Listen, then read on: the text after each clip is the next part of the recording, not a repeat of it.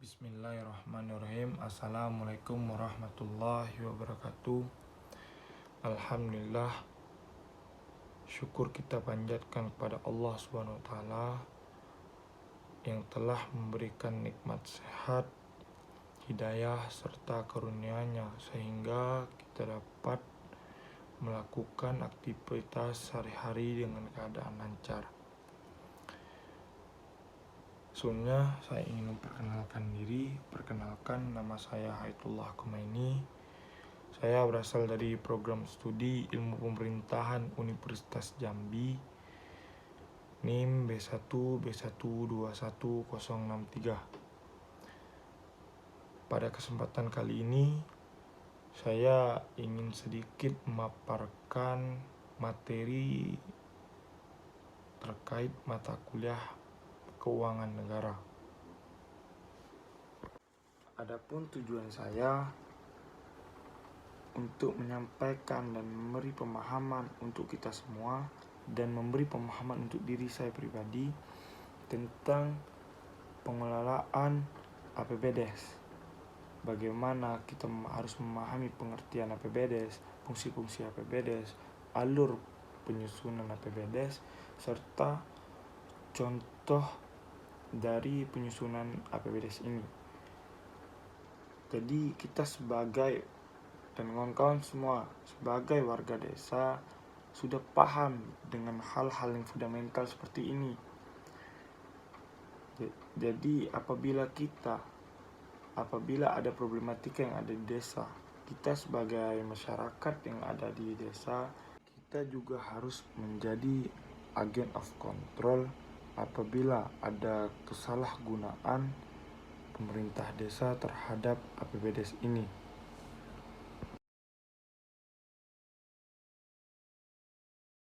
Jadi yang pertama, pengertian APBDes. Dokumen formal hasil kesepakatan antara kepala desa dan Badan Permusyawaratan Desa yang disingkat BPD tentang belanja yang ditetapkan untuk melaksanakan kegiatan pemerintah desa dan pendapatan diharapkan untuk menutupi keperluan belanja tersebut atau pembiayaan yang diperkirakan akan terjadi defisit atau surplus.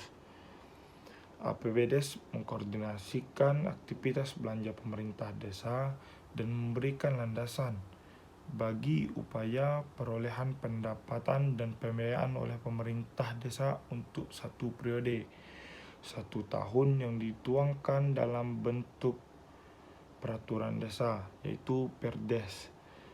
Oleh karena itu, maka dikatakan dalam bahwa penyusunan APBDes merupakan suatu bentuk perencanaan dan penganggaran keuangan desa berupa instrumen kebijakan publik sehingga upaya pemerintah desa dalam menyelenggarakan pemerintah dapat melaksanakan pelayanan pada masyarakat.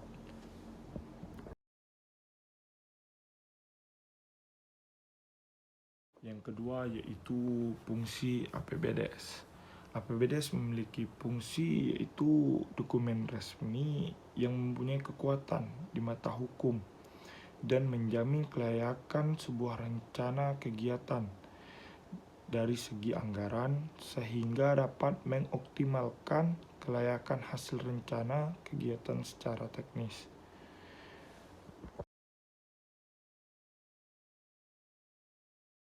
Baik, yang ketiga yaitu ketentuan penyusunan APBDes. Sesuai dengan Undang-Undang Nomor 6 Tahun 2014 tentang Desa, hadir dengan sejumlah keistimewaan, salah satunya alokasi dana desa, yang mana bersumber dari APBN dengan nominal yang sangat besar. Dengan alokasi dana desa dan otonomi yang diberikan oleh pemerintah Indonesia kepada pemerintah desa dapat menggunakan dan membiayai semua kegiatan pemerintahan yang ada di desa. Baik, yang keempat yaitu struktur atau unsur APBDes. Ada beberapa unsur APBDes, yaitu yang pertama adalah pendapatan. Pendapatan desa meliputi semua penerimaan uang melalui rekening desa yang merupakan hak desa dalam satu tahun anggaran yang tidak perlu dibayar kembali oleh desa. Sedangkan penerimaan desa adalah uang yang berasal dari seluruh pendapatan desa yang masuk ke APBDes melalui rekening kas desa. 2. Pembelanjaan. Menurut Permendagri tahun 2018 pasal 1 angka 13 bahwa belanja desa adalah semua pengeluaran yang merupakan kewajiban desa dalam satu tahun anggaran yang tidak dapat diterima kembali oleh desa. 3. Pembiayaan APBDes. Pembiayaan desa adalah penerimaan yang perlu dibayar kembali atau pengeluaran yang akan diterima kembali, baik pada tahun anggaran yang bersangkutan maupun pada tahun berikutnya. Itulah beberapa unsur atau struktur terhadap APBDes. Karena dokumen ini mempunyai kekuatan hukum, maka dokumen ini bersifat mengikat terhadap pemerintah desa dan beberapa pihak yang terkait. Menurut Undang-Undang Nomor 6 Tahun 2014 bahwa desa adalah kesatuan masyarakat hukum yang memiliki batas wilayah berwenang untuk mengatur dan mengurus urusan pemerintah secara administrasi. Kepentingan masyarakat setempat berdasarkan prakarsa masyarakat. Undang-undang tentang desa adalah salah satu strategi dari perwujudan nawacita ketiga, yaitu dengan membangun Indonesia dari akar rumput, yaitu daerah-daerah desa. Pelaksanaan pembangunan desa harus didukung dengan sejumlah anggaran yang sudah dialokasikan. Pemerintah perlu meningkatkan dana desa melalui anggaran pendapatan dan belanja desa, singkat APBDes. Alokasi dana desa diperoleh dari anggaran pendapatan belanja negara, serta perubahan APBN 2019 yang telah dialokasikan sebesar 70.000 triliun yang akan dibagikan ke 74.954 desa sesuai dengan alokasi yang diperoleh masing-masing desa. Berdasarkan Peraturan Menteri Dalam Negeri Nomor 20 Tahun 2018 tentang pengelolaan keuangan desa sesuai dengan pasal 1 ayat 6 menyatakan bahwa pengelolaan keuangan desa adalah keseluruhan kegiatan yang meliputi perencanaan, pelaksanaan, pelaporan, dan bentuk pertanggungjawaban keuangan desa. Untuk mengantisipasi terjadinya masalah penyelewengan dana desa dan mendukung peraturan pengelolaan keuangan desa yang transparan, akuntabel, serta partisipatif, pemerintah bekerjasama dengan Kementerian Dalam Negeri untuk bersinergik melakukan pengembangan aplikasi yang dinamakan Sistem Keuangan Desa, yaitu Siskuedes. Hak asal-usul atau hak tradisional yang diakui dan dihormati oleh Pemerintahan Kesatuan Republik Indonesia. Selain itu, ada beberapa unsur yang secara teknis penyusunan APBDes. Yang pertama adalah pendapatan desa. Pendapatan desa yang ditetapkan dalam APBDes merupakan perkiraan struktur yang rasional. Rasional artinya menurut perkiraan logis yang masuk akal, serta ada fakta dan data-data terhadap pendapatan desa. Di dalam pendapatan desa ada juga namanya pendapatan asli desa, yaitu pendapatan penerimaan desa yang diperoleh oleh usaha sendiri atas kewenangan desa. Salah satunya contoh seperti hasil usaha, hasil aset, swadaya, dan gotong royong. Kesimpulan dari materi penyusunan anggaran pendapatan belanja desa adalah pengelolaan APBDes diperlukan agar keuangan pemerintah desa dapat tertata secara maksimal melalui pengawasan dari pihak BPKP, Badan Pengawasan Keuangan dan Pembangunan, menerbitkan Peraturan Menteri Dalam Negeri Nomor 20 Tahun 2018 tentang pengelolaan keuangan desa. Baik, itulah sedikit penyampaian terkait mata kuliah keuangan negara dengan materi penyusunan anggaran pendapatan belanja desa. Semoga semua kawan-kawan yang menonton video ini mendapatkan kebermanfaatan dan pembelajaran. Dan apabila ada kesalahan dalam penyampaian materi, saya pribadi mohon maaf. Akhir kata, kebenaran datang dari langit, kesalahan datang dari iblis. Saya hanyalah korban. Saya akhiri. Billahi taufiq wal hidayah. Wassalamualaikum warahmatullahi wabarakatuh.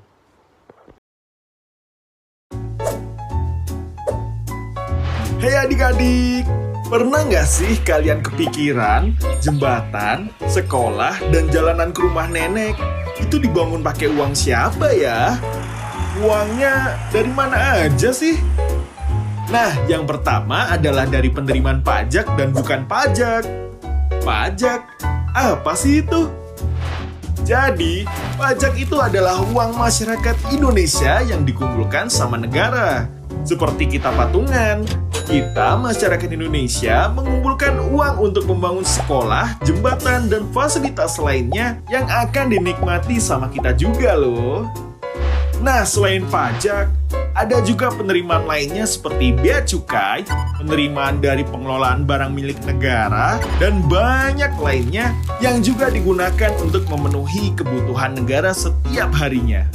Dan karena jumlah kita itu banyak banget, kebutuhannya pun juga beragam. Uang pajak dan penerimaan lainnya itu belum cukup untuk memenuhi kebutuhan seluruh penduduk Indonesia dari Sabang sampai Merauke. Lalu, apa yang harus negara kita lakukan? Untuk mencukupinya, negara kita melakukan pembiayaan. Contohnya, seperti ibu kantin yang memutuskan untuk membeli kulkas dengan kredit agar bisa menyimpan banyak es potong untuk kita.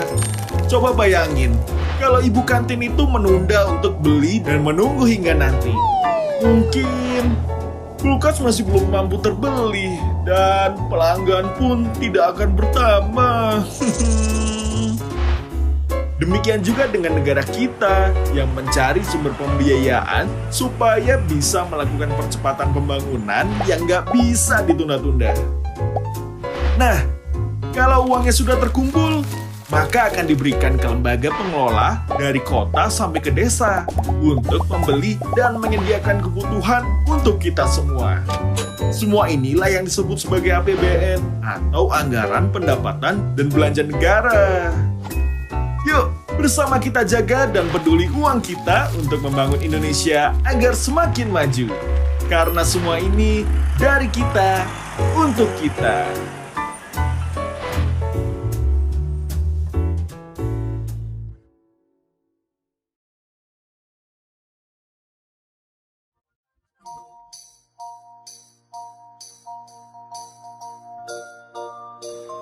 Setiap rakyat Indonesia pasti memiliki cita-cita dan tujuan, yaitu terciptanya masyarakat yang terlindungi, sejahtera, cerdas, dan berkeadilan, yang kini dikenal sebagai cita-cita dan tujuan negara yang tercantum dalam pembukaan Undang-Undang 1945. Segenap rakyat lalu mengamanahkan visi tersebut kepada pemerintah agar dapat terrealisasikan. Oleh karena itu, timbullah hak dan kewajiban pemerintah. Pemerintah berhak menguasai segala sumber daya, memperoleh sumber daya dari apa yang dimiliki rakyat, dan memungut pajak dari rakyat.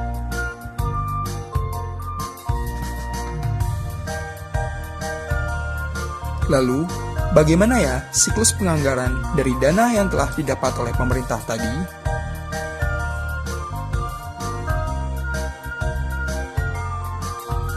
Untuk melaksanakan dan mencapai tujuan dan cita-cita tersebut, diperlukan suatu rencana yang lebih konkret.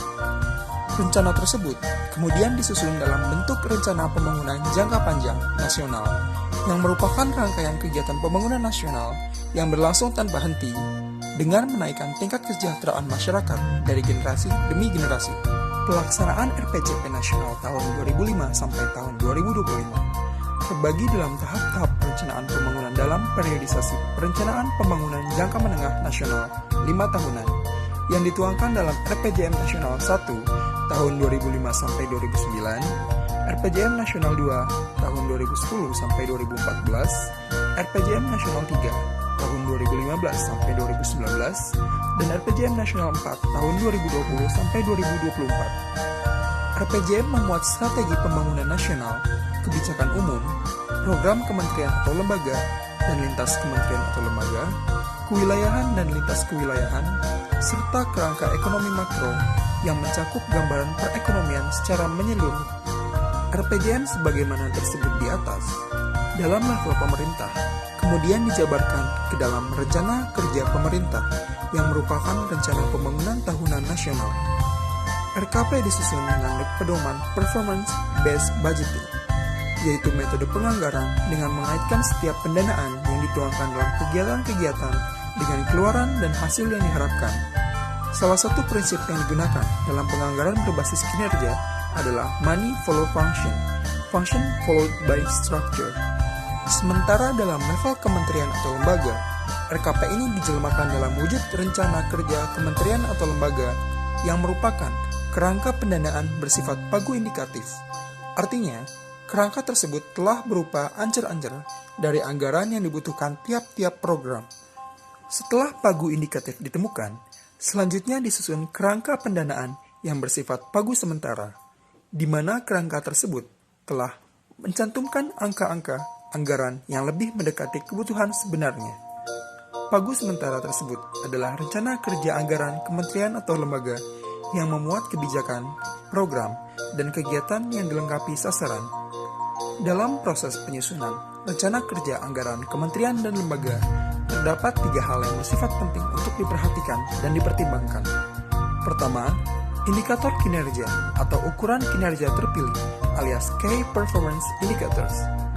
Indikator kinerja penting sebab seperti telah dibahas pada bab sebelumnya bahwa penyusunan APBN sendiri menggunakan pedoman logic model. Model logika atau logic model adalah gambaran ringkas yang menjelaskan hubungan antara input, output, dan outcome, dan indikator kinerjalah yang menjadi ukuran output dan outcome seperti apa yang harus dihasilkan. Hal kedua yang harus diperhatikan selanjutnya adalah standar biaya. Standar biaya merupakan besaran biaya yang ditetapkan sebagai acuan penghitungan kebutuhan biaya kegiatan, baik yang bersifat umum maupun yang bersifat khusus. Hal ketiga yang tidak boleh diabaikan adalah informasi kinerja. Informasi kinerja merupakan bagian dari arsitektur dan informasi kinerja atau ADIK, yaitu penajaman isi RKAKL guna menunjukkan hubungan logis antara sumber daya atau input yang digunakan, kegiatan yang dilaksanakan, keluaran atau output yang dihasilkan, dan manfaat atau perubahan yang diinginkan atau dihasilkan, yaitu outcome. Dengan adanya program tersebut, dalam penataan ADIK tersebut, sekali lagi menggunakan pendekatan kerangka berpikir logic model. RKAKL dari tiap-tiap kementerian atau lembaga kemudian akan dikumpulkan dan disusun dengan bantuan Direktorat Jenderal Anggaran. Dari penyusunan tersebut, maka terbentuklah rancangan APBN. Rancangan ini kemudian diserahkan kepada Presiden dan selanjutnya akan diusulkan oleh Presiden kepada DPR untuk dibahas bersama dengan mempertimbangkan pendapat DPD. Usulan Presiden tersebut umumnya dilakukan Presiden pada 16 Agustus.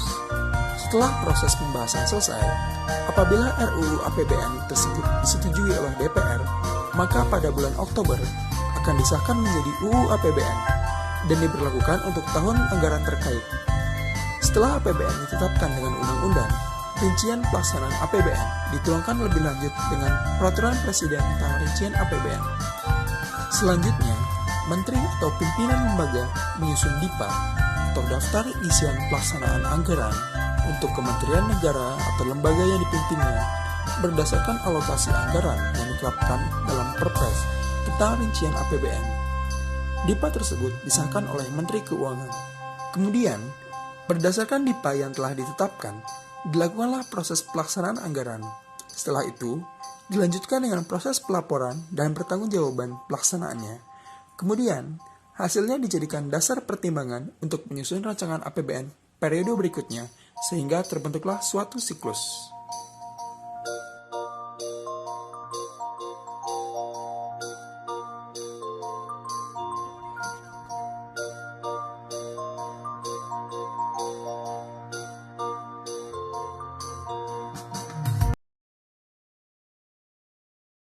Anggaran pendapatan dan belanja desa atau disingkat APBDes merupakan dokumen penganggaran yang wajib disusun pemerintah desa tiap 1 tahun sekali yang memuat pendapatan, belanja, dan pembiayaan guna mengcover perencanaan yang telah disepakati dalam musyawarah desa.